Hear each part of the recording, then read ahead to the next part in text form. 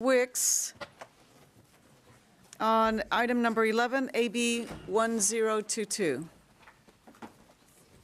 I would like to report to you that the special order bill did receive the appropriate number and has been sent over to Committee on Education. Thank you very much for that. Thank you.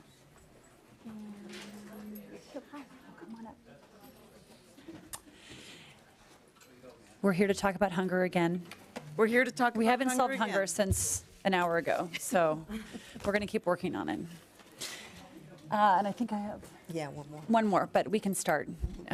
Yes, please. So thank you, Madam Chair and members, for allowing me to be here today. I want to really thank the committee for their work on this and accept the committee amendments. CalFresh is the state's most effective anti-hunger program. 4 million Californians currently receive CalFresh benefits. In 1996, federal welfare reform implemented strict time limits for able-bodied adults without dependents, or as they're referred to as ABODs, who receive SNAP benefits. There are estimated 570,000 Californians who are likely classified as ABODs.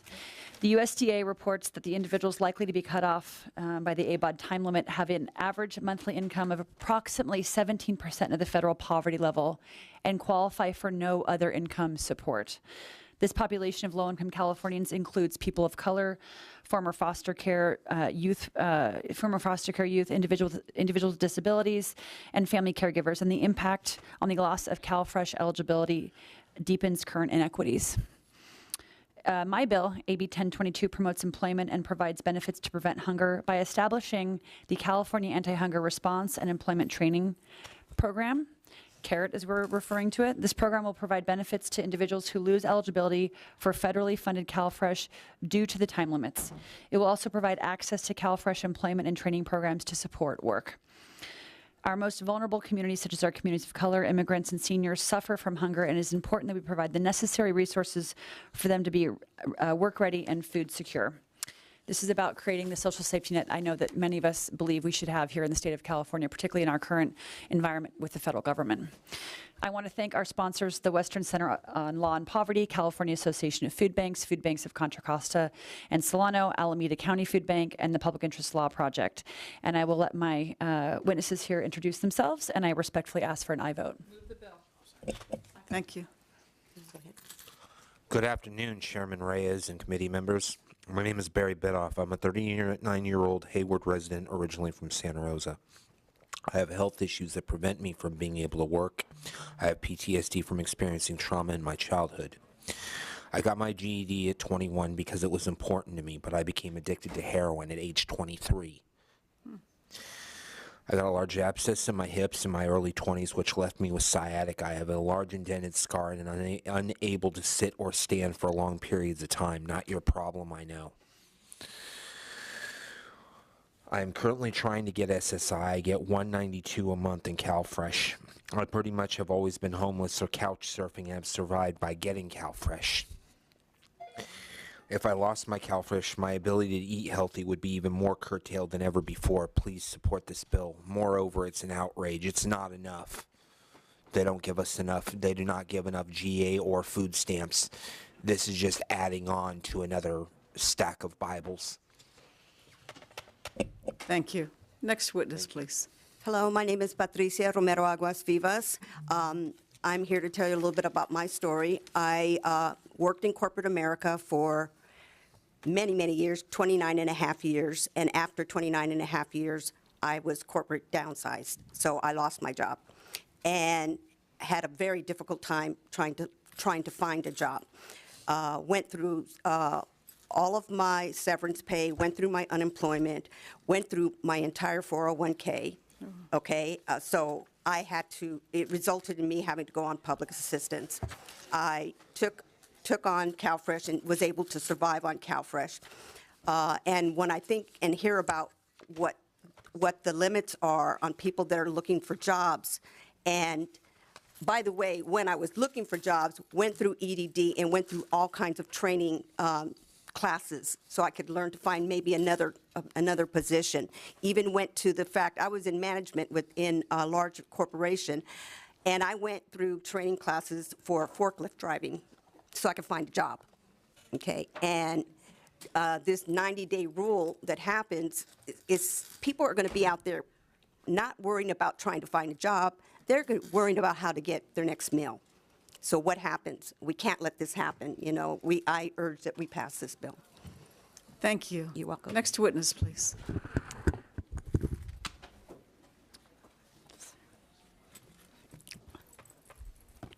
Next person.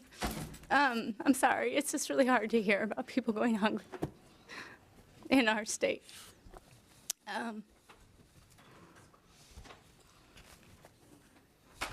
we've just spent so much time fighting against the federal proposals to make it worse.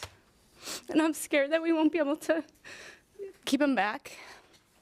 So I'm really grateful for the bill that you introduced. Jess Bartholow, Western Center on Law and Poverty. We're sponsor and support. Thanks. Thank you. Other witnesses in support?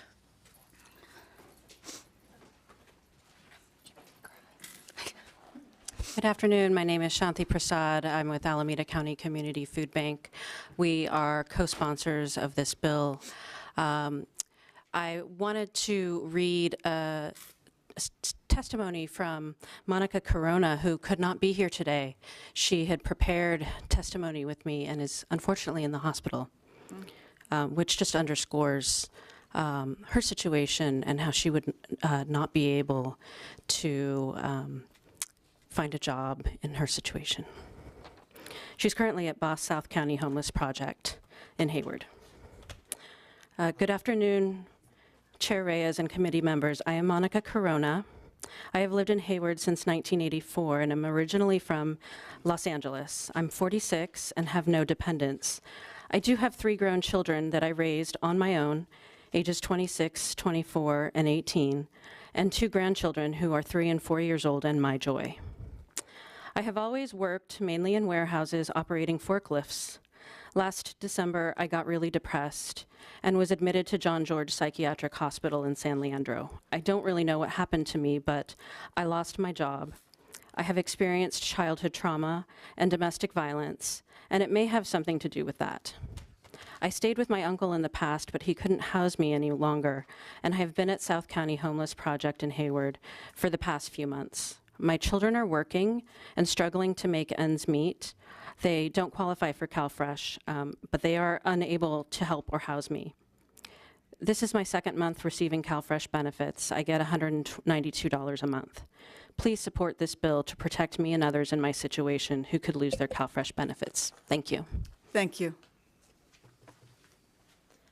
Carly Finkel with the Food Bank of Contra Costa and Solano, who's a co-sponsor of this bill and in strong support. And I'll just share that we did a hunger study last year where we surveyed hundreds of food assistance recipients across our 2 counties and found that the majority of people that we serve that are of working age and able to work are working, but 1/3 of those people are working less than 20 hours a week and would still be subject to these time limits under this rule.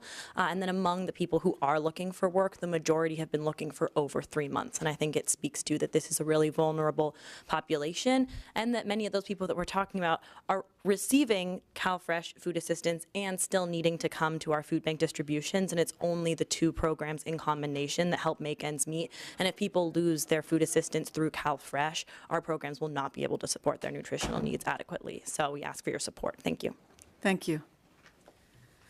Becky Gershon with the California Association of Food Banks. Our organization represents 40-some food banks across the state, which in turn provide services through food to 6,000 plus agencies around the state. And I just wanted to highlight that you know, as grateful and as wonderful as we are for food banks and food pantries and all sorts of free food resources across the state that are there for people when they need it, they certainly wouldn't be able to fill the gap should this really horrific rule be affecting more people and making more people hungry. So we are really in strong support of this bill and think that it's really much needed. Thank you. Thank you. Good afternoon. Sabina Crosetti with Legal Services for Prisoners with Children, and we are in support of this bill. Thank you. Good afternoon. My name is Stephen Summers. I'm from Oakland. I'm a community volunteer advocate with the Alameda County Community Food Bank. As a formerly homeless person who only made it out of the shelter by working, by finding a job, I understand the value of work. And that is why I support this bill, because this bill reflects my values. However, I was able to find work only with the help of CalFresh.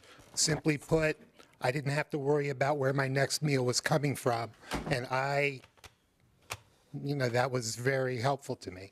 I was free to concentrate on doing that. I reject the entire concept of ABOT anyway. It's meant as a slur that demonizes the poor. To quote from an excellent article in the New York Times called "Who's Able-Bodied Anyway?" I'd like to quote from this. "Able-bodied is not truly a demographic label. There is no standard for physical or mental ability that makes a person able. Rather, the term has long been used as a political one. The able-bodied could work, but are not working, or not working hard enough, and therefore don't deserve our help." The barriers to finding work for this population are real. Everybody I know in the safety net who can work is working.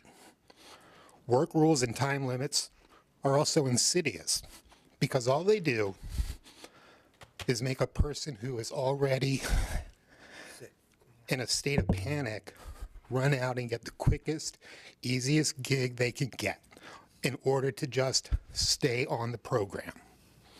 And many of these companies are complicit. Walmart is the biggest redeemer of food stamps. Under the current, recently proposed SNAP cuts, they stand to lose $5.3 billion over 10 years. And they have a vested interest in making sure people stay on the food stamp program. This is reflected in the jobs that they offer. When I made it out of homelessness, I was fortunate. The job I found paid a living wage. I was off SNAP and other social services. I envision a time when programs and job training move people off of services and away from being the working poor. That's why I support 1022, and that's my hope for the CARET program. The jobs are that the jobs be sustainable jobs, good jobs, living wage jobs. Recently, I've never been more proud of California than when it steps up to protect our people from the mean-spirited policies coming out of Washington. I respectfully urge an aye vote on AB 1022. Thank you for bringing the legislation forward, and thank you to the sponsors. Thank you. Thank you. Any witnesses in opposition? Seeing none, let's bring it back to the committee. Questions, comments? Yes, Mr. Gibson.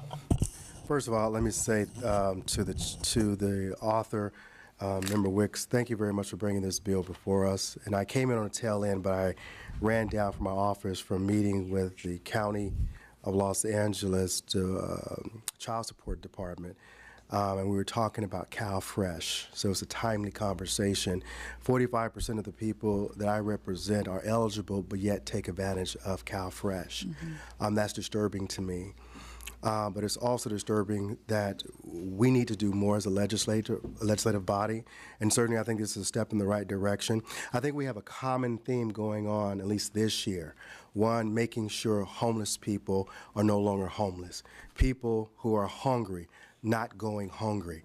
And I think we continue to work in concert towards that particular goal.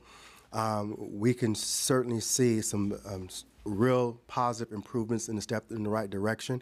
And I'm looking and I'm very hopeful this governor will embrace not only this bill, but also others what we're trying to do.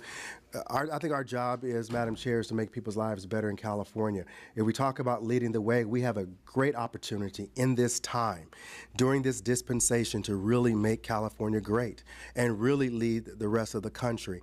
And so I want to thank you for bringing this good measure before us. And I would also love to be added on as a co-author of the bill. That's great. Thank you very much. Thank you. I too want to thank you. I wanted to comment that, you know, you're one of the greatest advocates when we're talking about equality and equity and inclusion and bringing people out of poverty. And I think that what has happened today just reminds us that we can come up and we can give our testimony, and it's just, you know, something we know it by heart. But then there are some times when we're the 5th largest economy, and yet we have people going hungry. We have people who cannot find shelter, and there's something wrong. So I appreciate all that you do, Thank you so very much. We don't have a motion. So moved. Second. Okay. Now we do have a motion. Oh, we did. Ooh. Uh-oh. Friedman and Rivas. Well, you know, my apologies to Ms. Friedman, Ms. Rivas. Sorry, Mr. Gibson, Mr. Mathis. Would you like to close? I think a lot has been said. I think for many of us, this is the reason why we have this job. We're driven to figure out how we can create that social safety net for folks. And I think the moment that we're in right now in this country demands it. And we can lead here in California. And I believe it's our moral obligation to lead in this country. And I just thank the advocates and really, truthfully, mostly the folks that have come here to share their personal stories and let those stories guide our votes on these issues. So I would respectfully ask for your aye vote. Thank you. Would you please take the roll? The motion is due pass as amended to the Assembly Appropriations Committee. Reyes. Aye. Reyes, aye. Mathis. Aye. Mathis, aye. Rivas. Aye. Rivas, aye. Choi. Friedman. Aye. Friedman, aye. Gibson. Aye. Gibson, aye. Mainshine. Stone. Stone, aye. 6-0. The bill is out. We're going to leave it open for absent members. Thank you very much. Thank you. Mr. Holden?